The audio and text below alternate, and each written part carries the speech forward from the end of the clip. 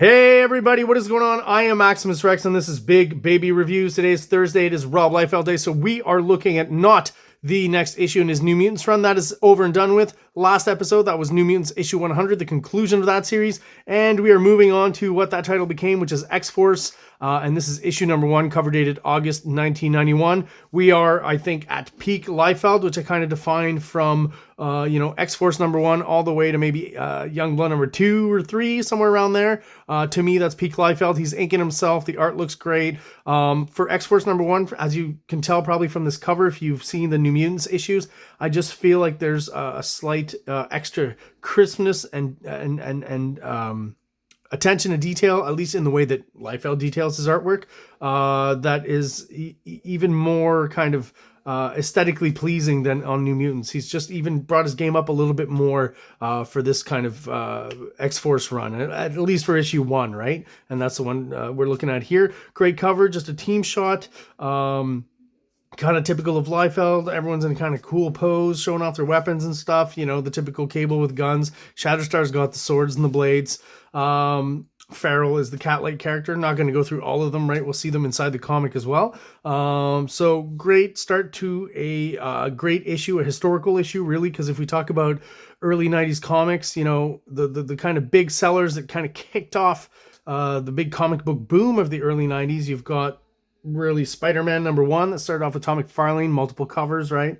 Then there was X-Force number 1 that beat Spider-Man. This one had trading cards, right? So each issue was bagged with a different character's trading card.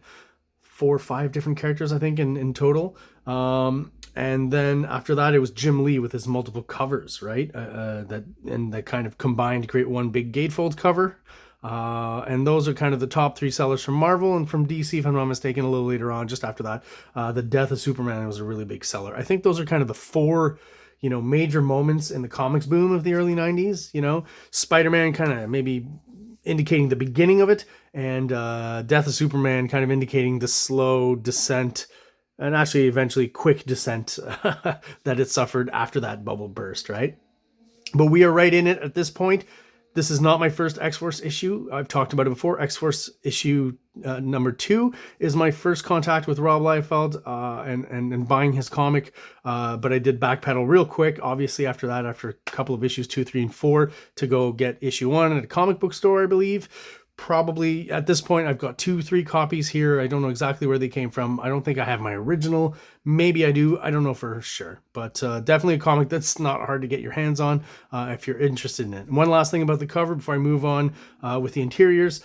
Just what is going on with Cable's crotch here? I have no idea. We'll see more examples on the interior of what I'd like to call crotch folds, right? The way Rob Liefeld draws them, they're pretty obviously he's trying to represent folds, but it always ends up looking a little weird. This is not a typical crotch fold Liefeld image. He's got these horizontal crotch folds here and also vertical, so I do have to wonder if Cable maybe is genetically and cybernetically altered. Maybe he's also genitalia altered.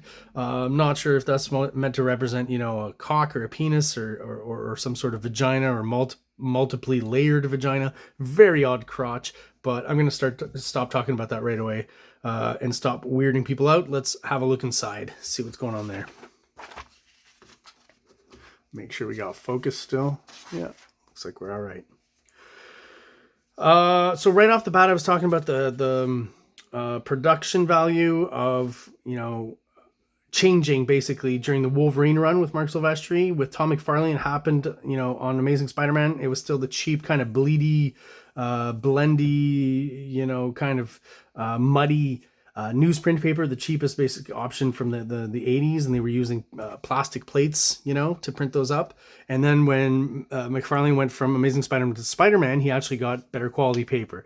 They started charging a bit more for those comics as well, but I think it's well worth it when you actually, the tactile value and the visual value definitely was upped at that point.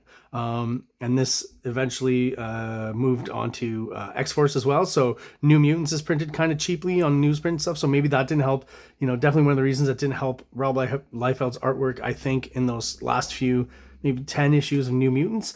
But where, right here, I think we're getting, again, I've mentioned it, peak Liefeld. The printing quality on this new thicker newsprint is just much better, much sharper. The lines, the type of lines the image guys, thin lines that they were putting down in and around this time, inking themselves, was definitely looking better with this kind of printing. The colors overall, I think, look much better. And the black itself, in glossy paper, I've talked about this, you can kind of see it in this corner up here, where a pure black sometimes with the gloss on it is just counterintuitive in a way, because you're trying to represent darkness, but it reflects, and it just seems to do something to the black when it's pure black like that I just personally don't enjoy visually. And regular cheap newsprint, like on Amazing Spider-Man New Mutants, absorbs too much of the black, I think, and like I said, makes it bleed and be muddy. But I think here you get the best of both worlds, where it looks nice and sharp, but the black, either of the contours or the ink line or any character that's inked black, like right here, Shatterstar, you still get a very crisp line, not muddy, not bleeding, very defined, and also a black that's not, it's more of a dark gray, if I can put it that way. Its value is, maybe 75, 80%, maybe 85 at the most, but it's softer than a regular black for sure. And I still think that's what's most pleasing to the eye. So at this point, most of these artists at Marvel are going to be, we've got Mark Silvestri doing it on that paper. We've got Rob Liefeld, and we've got Todd McFarlane. So those are the comics that production-wise, I think, look the best. And they are charging, again, like I said at that time, a little bit more for it, but I think it's worth it for the quality. Another thing about this sequence, looks pretty good, and then leads into a double page spread of them attacking this what we'll learn is the Mutant Liberation Front, I think, not a font, obviously. That is basically Strife's organization, right? They're kind of like the yin, or maybe the yang to X-Force's yin, if that makes any sense at all. Did not know about this sequence. It's a great double page spread, but there's that chainsaw I was talking to you guys about, right? The city's cutting down branches, and literally right outside my window. So hopefully the mic's not picking too much of that up. Great double page spread, but this sequence was lifted, I'll put it that way, from a sequence in New Teen Titans by George Perez. So I'll look for some images on the internet and put that up on this video so you guys can see that right about now and compare. So I used to really like the art in this issue. This is just one spread. The rest of the issue is not taken from the George Perez stuff. At least I don't think it is. But it was a little disappointing because, yeah, this is a very cool kind of, every character's got a different pose. Liefeld has been accused of recycling poses a lot. So here's one where he could show off and say, everyone has a very varied position and action and stuff. When in fact, though, unfortunately, he's copied that off someone else. Proportion issues, I think a little bit. Feral, unless she's very insanely huge, like Warpath or something. This character's pretty tiny here, even compared to her.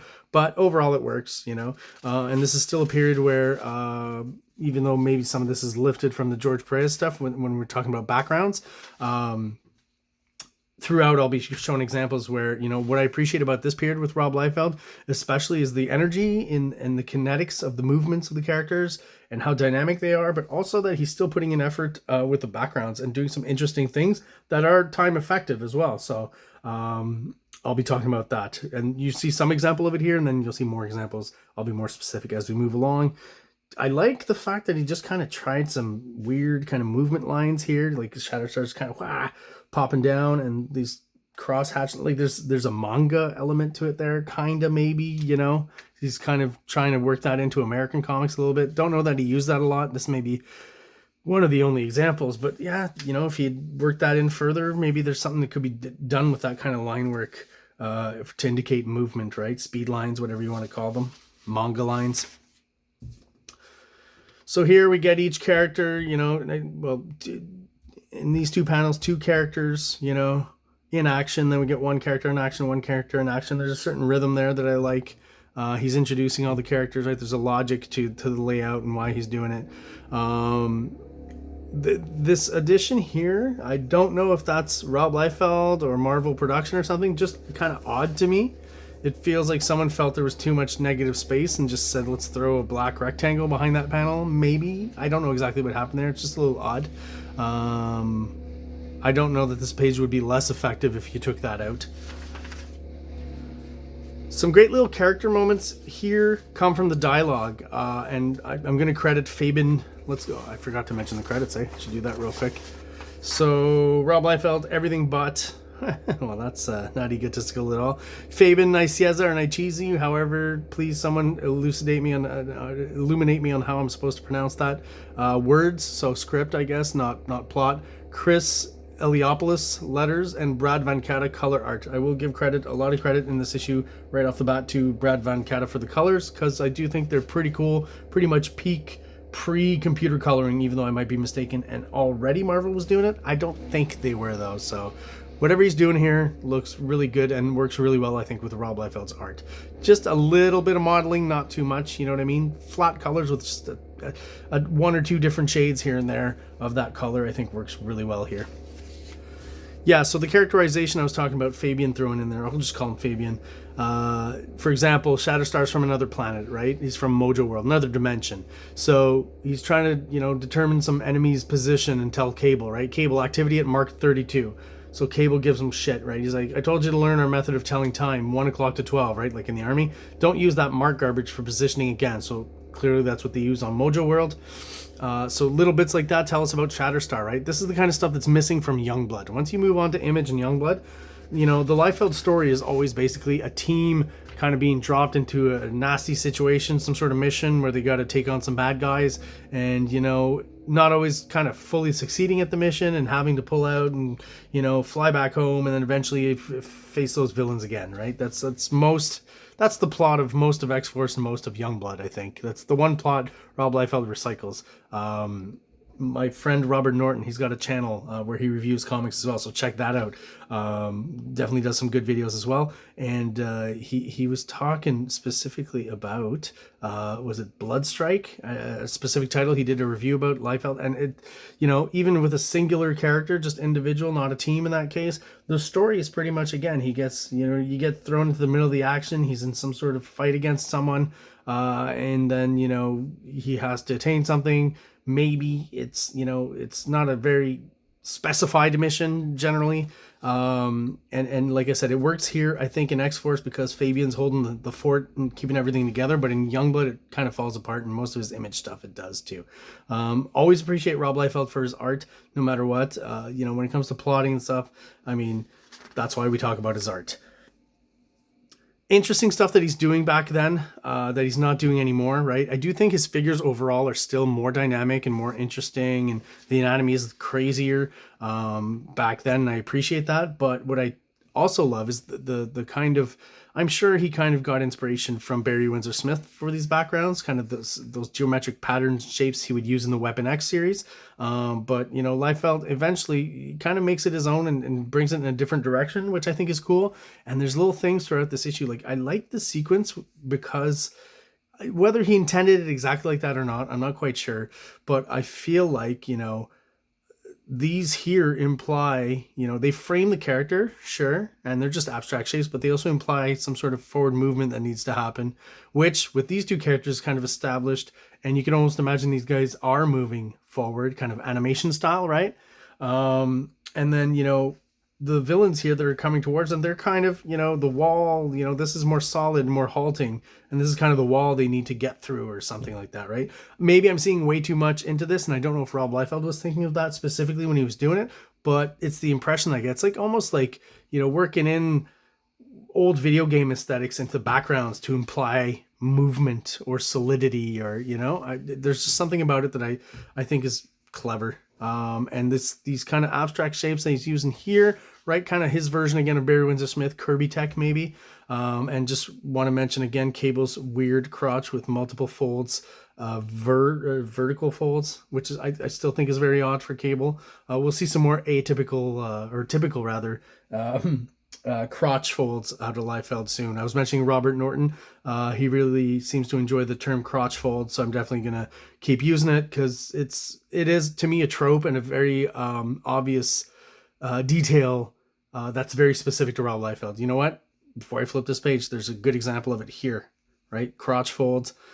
You know, you out of context, you zoom in on that, and the crotch folds always end up looking like a close-up of an anus.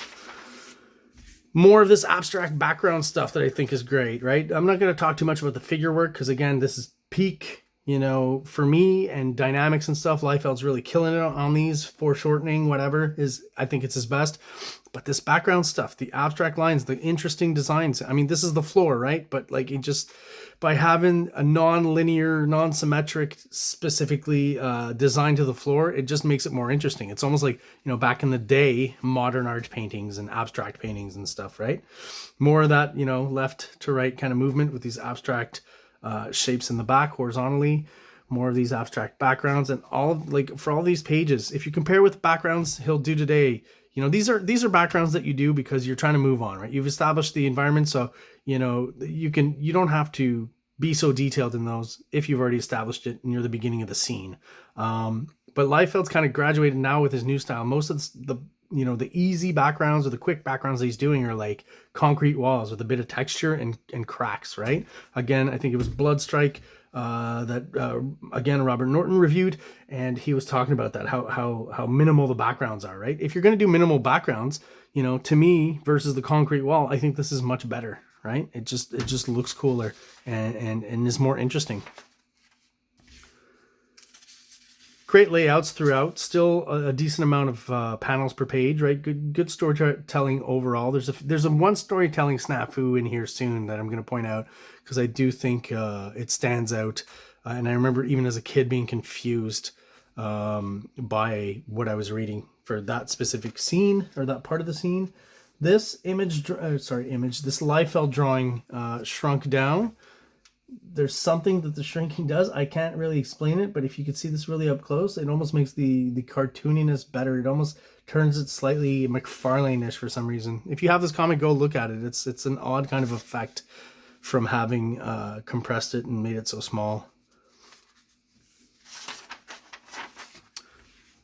So we get a nice kind of pinup shot here, anchor page. Still got a little bit of storytelling added in there with the vertical 90s panel. But I really like the movement here, the action. We get a rare Rob Liefeld foot here. You know, Jack Kirby did some funky feet sometimes, but, you know, the perspective is basically correct and gives the right impression and the impression it should give.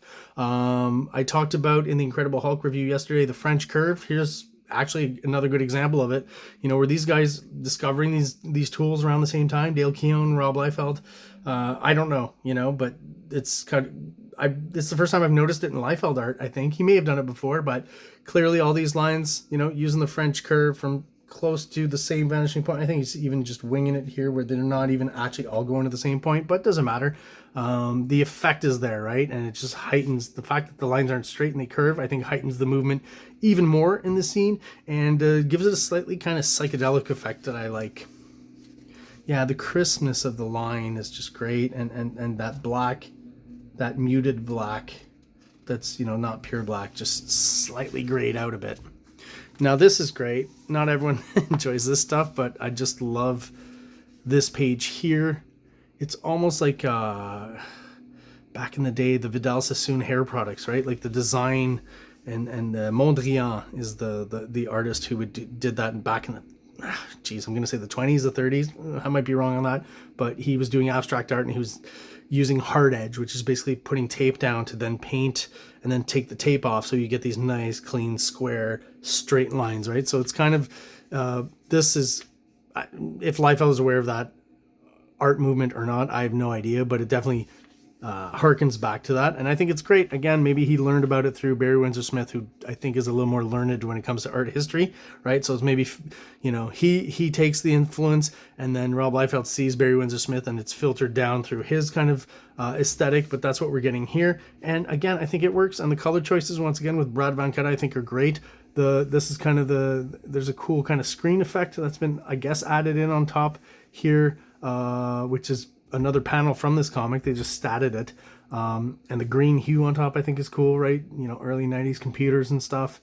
Just, yeah, I really think the color is perfect for Rob Liefeld's artwork. It's the kind of art, it's similar to maybe what you would put on top of Kirby, right? Like they tend to both have kind of hyperbole and bombast in their art, I guess is a good way of describing it for me.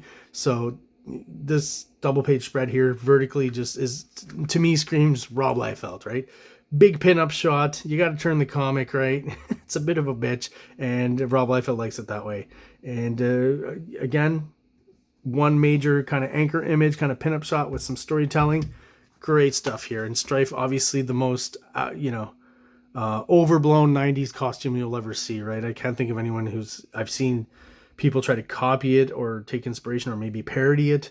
But it is probably the most extreme 90s costume there is out there. And it's all metal, so how he's bending his leg like this, I have no idea.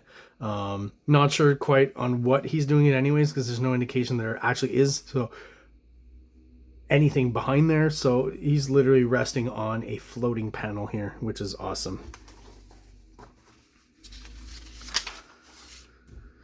So we get our fight between the two Claw characters, and I guess between the extreme hair characters. The amount of hairspray you must need to get your hair like this is just insane. Great art all the way throughout, I think, for this action sequence. Speed lines over here, that's a nice touch. Again, more of those abstract backgrounds that I really like. The black border I've mentioned many times he's using here, though oddly he's used it on one side and then maybe just didn't notice and didn't have time on the other side, or maybe decided I'm just going to do these two sides thick, these two sides thin. Again, I really do appreciate that at this period, especially, I think is where Rob Liefeld's doing a lot of experimentation, trying different stuff. Another great example of that colored background. I think this looks like so comic booky, I guess is how I describe it, right? Just perfect, right? I can understand at that point with the amount of characters he was creating and bringing to Marvel and the excitement he was creating, you know, there was certainly a comparison between Rob Liefeld and Jack Kirby, right? Kind of odd anatomy. There goes the chainsaw again. I apologize. I was a little distracted there. Let's keep moving. More of that abstract shape and coloring back here that I think is cool. Now, another trope of Liefeld is that, you know, when things get too shitty for either team, the good guys or the bad guys, there's always something or someone or some device that can teleport them out of there, right? So the Mutant Liberation Front, the MLF, being slowly teleported out of harm's way here. And right here at the bottom, we get Strife popping up and Cable right away. You're dead, end of story. So like these short, curt kind of, you know, taglines, which kind of remind us of the canon movies of the 90s, you know, that kind of stuff, is what Fabian's using here to try to make sense somewhat of the plot that Rob Liefeld's laid before him here. Here's an expression that Cable, I don't think ever became popular with Cable, or that he's kept throughout the years. Stab his eyes. He got away again. So stab his eyes, he said a few times, I believe, throughout the series. Never really caught on, I don't think. And here's the confusing panel storytelling-wise that I wanted to talk about. Man, that is literally a truck carrying a wood chipper. So, you know, that extra loud noise is an actual wood chipper right next to my window.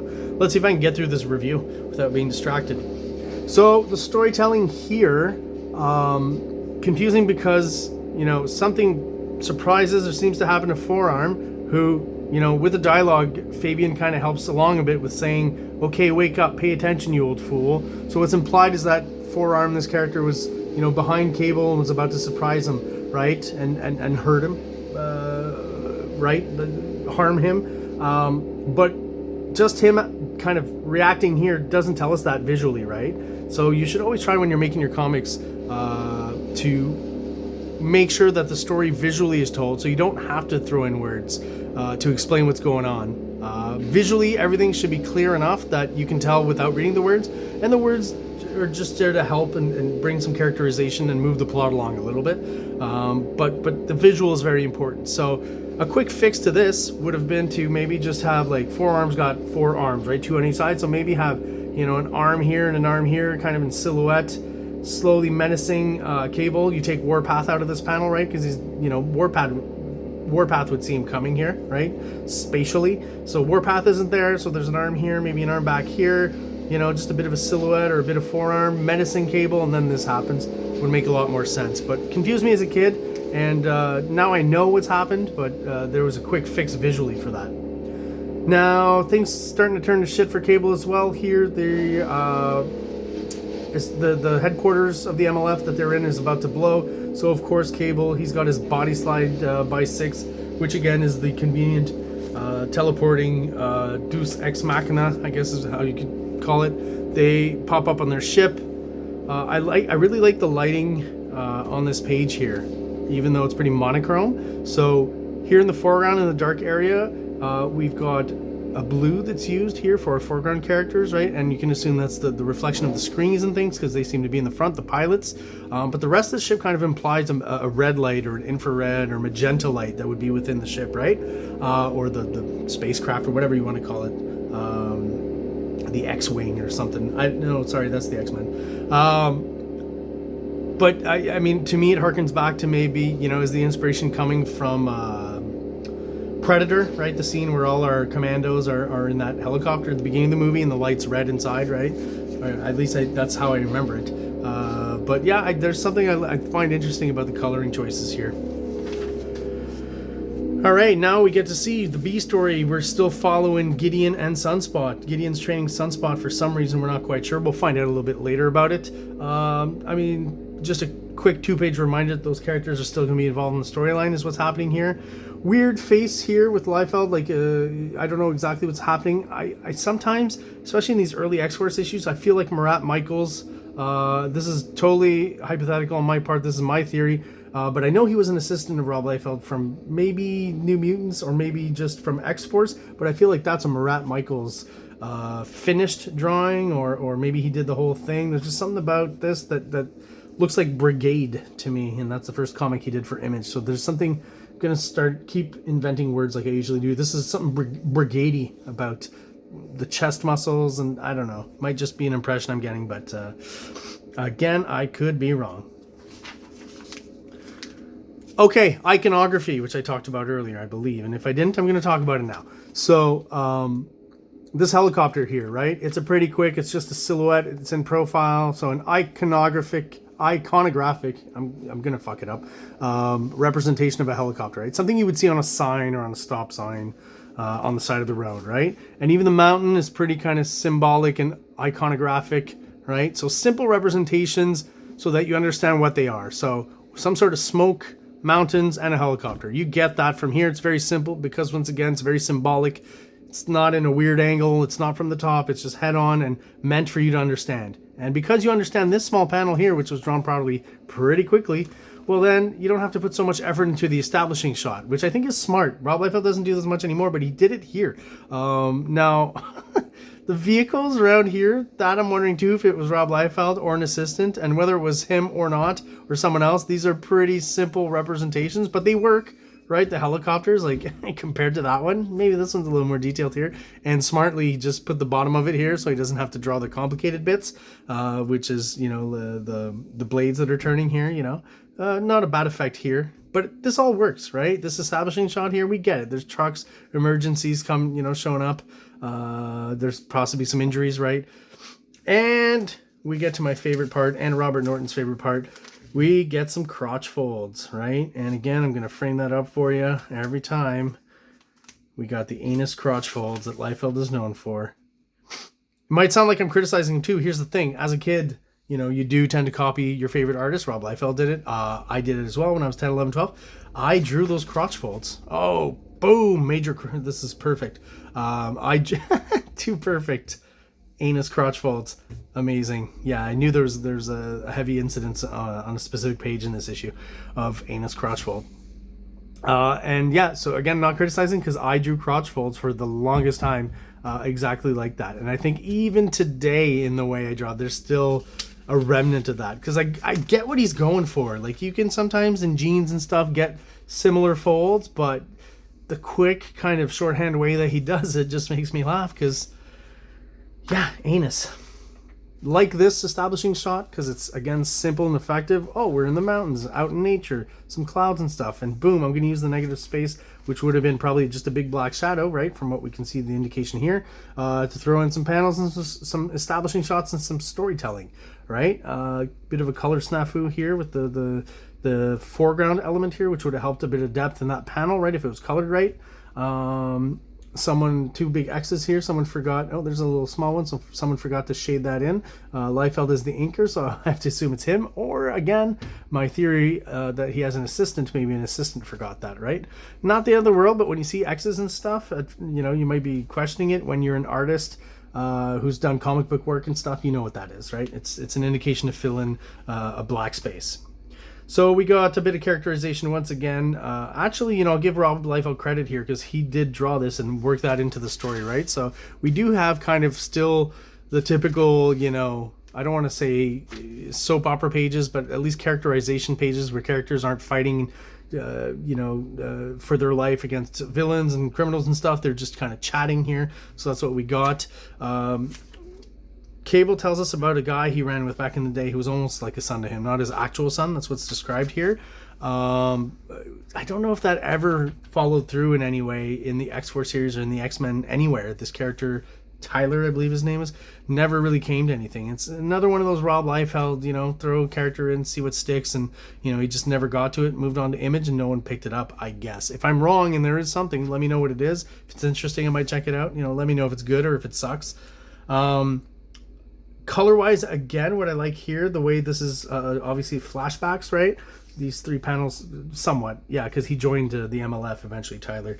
So these 3 panels are flashbacks. The use of yellow, I think, is just, I won't say odd, but unusual. I don't really see that a lot, and I think it works really well, and it looks pretty cool. I do like it, and the colors, again, throwing in just, I guess, areas where he puts no color, and that just gives us a white on yellow, which gives like a nice reflective kind of look, and just adds a bit of dimension to the flashback, which usually tends to be pretty flat, right, to differentiate it from whatever the present is in the story. And another good example of Liefeld, like, doing some creative and interesting backgrounds here that are effective, again, deadline friendly, but help to evoke so much more of the environment than he does now in his modern art.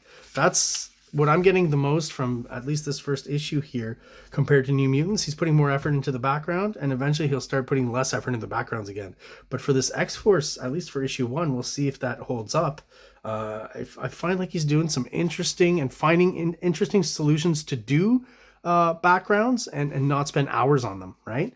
He's still doing some of that weird hatching sometimes on the walls, which I think is odd. But there you go. So here, Domino's giving him a bit of crap because he's using powers that the others don't know about. Learning slowly but surely a little bit more about Cable. Always thought this panel was funny somehow in that it was probably drawn very quickly. It works storytelling-wise, right? The lady's kind of scary with her eyebrow there. Very, very scary eyebrow. Another good, McFarlane was maybe better at this, doing the city shot, but like so much detail and just enough information and varied buildings that it works. With Liefeld, sometimes it feels like, man, he's just going through this panel very quickly. At the same time, this could be done by an assistant. So for some reason, I just don't feel like these are Rob Liefeld buildings. Maybe the one in the front here, or maybe he just came in and added these reflective hatch lines here, but I don't feel like maybe Rob Liefeld actually drew that. So more of the B story, which is going to lead into the next few issues, and what's going to be fun to talk about is the crossover with Spider-Man and Todd McFarlane. So I'll leave it at that for now. But this B storyline with Gideon, Sunspot, and now Black Tom Cassidy coming in. I mean, how big is he compared to this girl? This is, the proportions are way off, but hey, still fun. This kind of background, right? The hatching, vertical and horizontal, I think works, right? This kind of stuff, it's a kind of a Liefeld trope. McFarlane did it as well. So as compared to the I guess angled hatching of the other backgrounds, this always I thought was great. So there's some stuff that works, some that doesn't, but some that works that he doesn't do anymore that definitely I would love for him to bring back. Sometimes I wonder about some of these faces, like, is that a bit of Marat Michaels? I don't know. Or is that Rob Liefeld drawn really quickly? These first few issues of X-Force have a lot of that with different, like, there's some Eric Larson stuff in there, and as we move along, I'll definitely mention it. Here's another weird one where I'm like, okay, yeah, I'm wondering, yeah, I think this is Rob Liefeld inking down here. Sometimes I wonder about this. These are unusual lines for Rob Liefeld. I could be wrong. This is a really well-drawn helicopter. So is that, Rob Liefeld? Is that lifted? Is that an assistant? I don't know. Just don't feel that that's necessarily Rob Liefeld. More of a G.I. Joe thing, maybe. A swipe somewhere. Could be.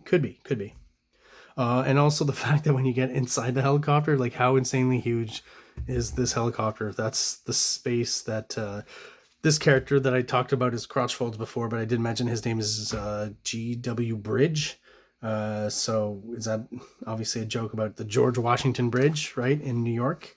Don't know why, but yeah, that's what his name is. He's kind of our Nick Fury, and in contact with Nick Fury to kind of heighten the fact and make even more obvious that he's X-Force's version of Nick Fury, right? Watching over them, and actually in this case, they're kind of running away from him, running from the law. And there's G.W. Bridge. Final parting shot, we get the big bold 90s border, and we get that interesting kind of abstract background design that I think is great. And unfortunately, Liefeld will not, I don't know if he does much of it past even this issue. Maybe he does in 2 and 3. 2 I've already reviewed, so next review will be issue 3. I'll make sure to look at that and pay attention to that. But I don't think it really follows. I have this, faraway memory that maybe even up to Youngblood number 2 when Prophet shows up, there's still a bit of that there. But anyways, I'll be paying attention to that because those are some of the things from this period that, talked about the figure work. I think it's great in its own way. It's very different. It's very original. He kind of reinvents anatomy and stuff, and I'm okay with that because it's comic books. But I really want to pay attention to how much the backgrounds are how much better they are back then as opposed to now. Wondering if this is Marvel throwing in some highlights there. That doesn't look very naturally Rob Liefeld. Even this face here, I would argue maybe again is maybe Marat Michaels or one of the Extreme Group's Extreme Studios assistants, who at this point Extreme Studios I don't think officially exists, but will become the team that creates all the comics for Rob Liefeld's little corner of Image. These were kind of cool, right? Some other just quick shots, and I guess this was thrown in by Marvel to say, hey, we need to, give a biography of each character so that the readers know a little bit more about them, at least more than all they're getting from the comic. So again, Fabian putting in a lot of the characterization in these comics, which does help them a lot, as opposed to the Youngblood stuff where there's little to no characterization, right? At least here there's a little bit. I'm not saying it's amazing, but this is interesting, right? You got an ad for X-Men number 1 that's coming. That's going to, shatter. Rob Liefeld with X-Force issue 1 shattered Spider-Man, Tom McFarlane's record of sales. And then when Jim Lee came in with X-Men number 1, he shattered Rob Liefeld's record of sales. So still, I think in the US anyways, the top selling comic book ever. 7+ million, something like that. It's pretty crazy. So there you are, guys. That's my review of a classic issue, X-Force number 1 from Rob Liefeld. If you have any questions or comments about this issue, please let me know down below. If you're subscribed and you're watching the videos, thank you so much. I really appreciate your support. If you're not subscribed yet, please do so below. It really helps out the channel. Thank you so much for watching, guys, and everyone out there, have an awesome day. Like, subscribe, like, subscribe.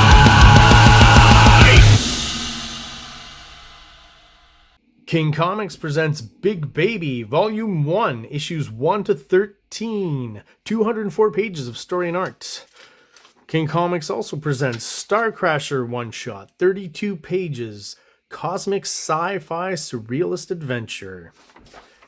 You can find these fine comics at KingComics.CA, at MaximusRex13 on Instagram, or on Facebook, MaxRex or Big Baby.